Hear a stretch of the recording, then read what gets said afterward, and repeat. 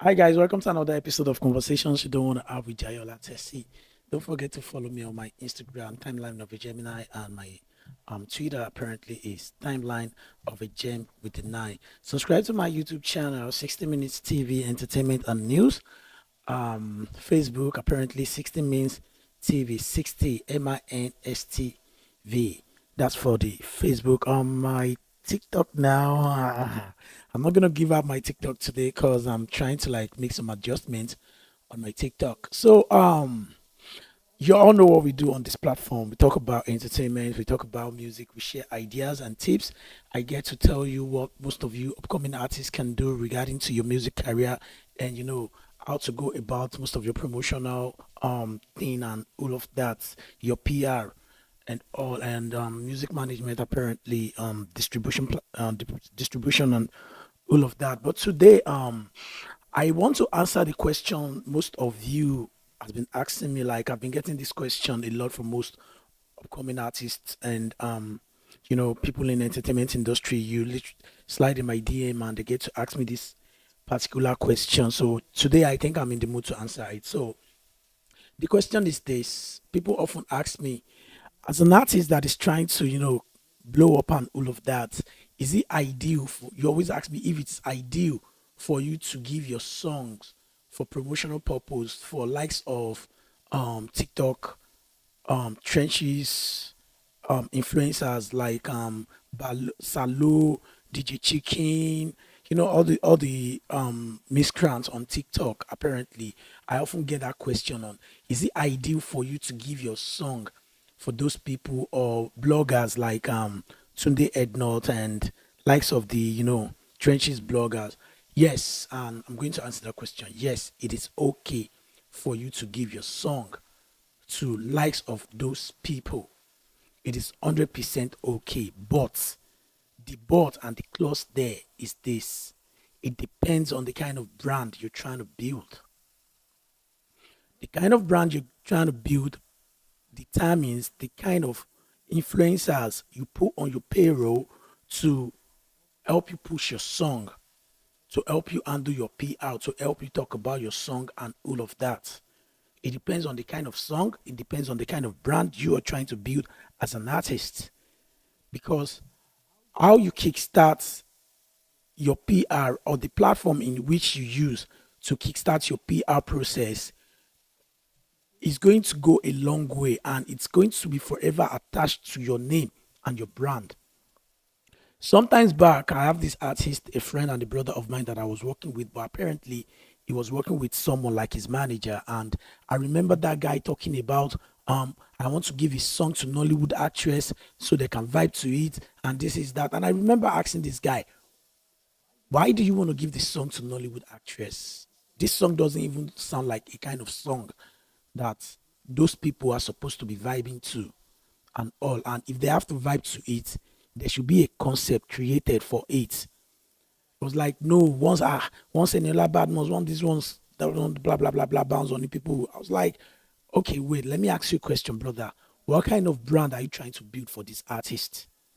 Because I know this artist very well. He's not a street artist. He's not like the random artist. He's an artist with expensive and luxurious brand, and he's a rapper and he's a good singer, a good writer, and all of that. So don't you think you associating his brand to Nollywood people and all? It's just like you trying to run some portable small doctor, Liu Cash, Kilo Cover Boy, what's his name? Q dot kind of thing. So he couldn't really defend it because I know this artist very well and I know the kind of brand that suits this artist. So artist needs to understand something before you start your PR or before your guys, your team start talking to you about how your PR should be approached. You need to ask yourself the question, or your team needs to ask the question of what kind of brand are they building for you? Because the kind of brand they are building for you is going to determine the kind of microblogs, the newsrooms, and all of that that they're supposed to use to like push you. I would never advise an artist that wants to be a build an hotel, luxurious, respectable touche. a little bit of street and a little bit of in-house, a little bit of, you know, you get what I'm trying to say already. Sophisticated brand. I would never advise them to try to even use likes of them DJ Chicken, Tunde, not Instablog, and all those platforms that somehow carries all news, or else you're going to end up, except the brand, the kind of brand you're trying to build is yeah, all those kind of, all those kind of brands.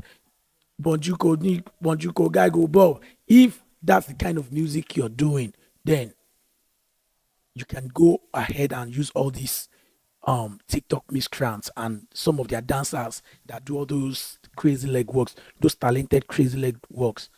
But in as much as you're eyeing Odumodu's kind of brand, BOG, Show Them Camp, Olamide, you're eyeing Whiskey brand, you're eyeing Rema's brand, you're eyeing Crayon, you're eyeing Mojid, you're eyeing all these Nessie Beast kind of brand, you are eyeing, all those brands. They are not really hotel, they are not streets, but they are just musical brand that any corporate body and all of them can relate with. Then don't even think of likes of them DJ Shiki. If your brand is Ashake's kind of brand that you are eyeing, Buju's brand, Kiloko, Bolojuko, Ruga, and all. If that's the brand you are eyeing, I will advise you never to even try it. Don't even start kickstarting your PR with some certain microblogs. There are some nice microblogs like Pulse TV, Cracks, and some other ones that I can't really recall that's got massive organic traffic and all that you can actually use to kickstart your PR so that you won't fall into the category of Bonjuko, Guide Go Bob. So this thing goes a long way. And note, all those street portable DJ Chicken, Salo, whatsoever brands, they have their season. Every brand has got their season and they've got their, audience. And they've also got their how will I put it, their potential investors that always comes in. Like, let's say, for example, Goldberg or Trophy now, whenever they start their whatsoever, or Odogu, Bitters, and all those this thing, likes of them, Small Doctors, Portable, all those, uh, all those artists. They have this brand that normally reach out to them because they are more like street artists and they fit into that trenches brand, and so they'll always come for them. But in a situation whereby you're trying to eye big company like Cyril, Tennessee, Coca-Cola, Pepsi, and all those things, you need to like set that standard for yourself because it's really ideal. Like, it's so important for you to know all these things. So for me, yeah, it's a go, but it depends. Like, I'm gonna continue, eating on this. It depends on the kind of brand you want to build. So for an artist manager, you need to watch your artist very well. Watch his character, watch his creative process, watch all those things. Then imagine your artist, visualize him now, tomorrow, next tomorrow, future. Then help him or help her create a brand that can last forever. But note, it is always ideal for you to create a brand that can balance on streets or tenure, flush, whatsoever. You must first of all learn to create that brand for an artist, because tó o bá jẹ́ ní street o máa jẹ́ lọ́tẹ̀ street, tó o bá jẹ́ lọ́tẹ̀ o máa jẹ́ ní pure street tàbí kó jẹ́ ní trenches. So don't be very considerate, so that at the end of the day, the first 5 years of your artist is just going to be fame without money. You're not getting booked because you don't have a brand that is applicable to all audience. Ashake, for example, is the kind of brand I would love to build for any artist. Street loves Ashake, and the hotel people loves Ashake. And how was he able to like do that? Ashake uses music to attract the streets, use his fashion sense to attract the sophisticated and the hotel people. It's as simple as that. There are some messages that can be passed without you even passing them with your words, with your music. Just character, how you carry yourself. speaks volume. Ashake is still gonna book, is still gonna bill you for like 15 million naira in a show at Agege for a show at Agege, and he's still going to present himself to the Agege people that they'll still vibe with him, and you still go to Lekki, you still go to Yankee, you still go to anywhere in the world, you still go to the UK and perform and charge crazy bills. And the kind of love he's getting in Agege, he's still going to get it in these places. But what's the chances of someone like Portable getting the love he's going to get in Agege or Songo? What's the chances he's going to get that kind of love in UK or Lekki or some other tush places? It is simply because he has already stationed his brand to be, Washake has already stationed his brand to be that kind of brand that is relatable by corporate bodies, by local bodies, just name it.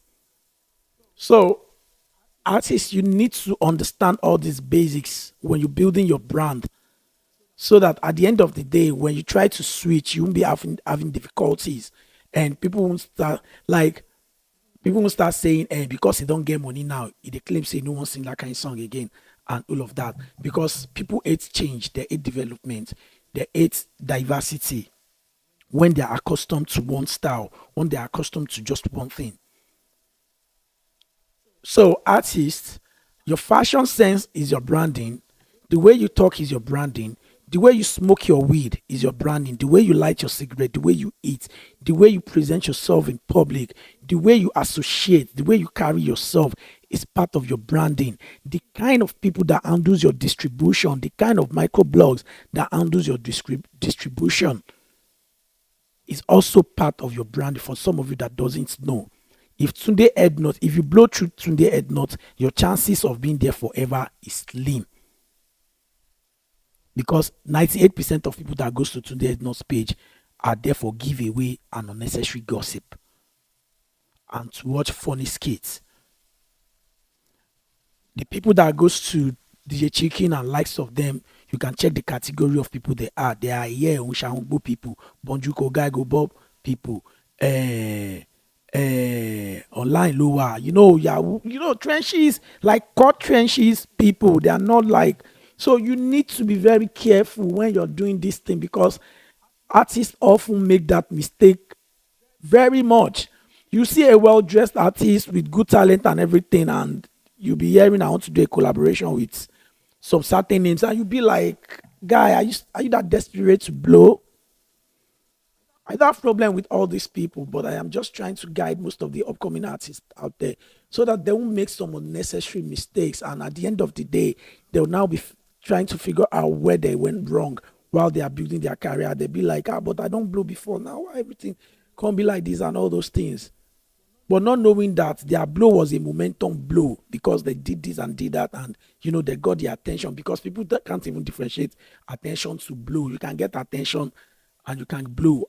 Cause, but I always tell people, getting gradual attention is better than blowing under 24 hours, and at the end of the day you are not consistent with it. So guys, there's nothing wrong when you're paying most of all these microblogs, all these so-called trenches microblogs or trenches influencer, TikTok influencer from trenches and all of that. There's nothing wrong if you're paying them to help you pay out your song. But always ask yourself, what kind of brand are you building and what do you want to be known for?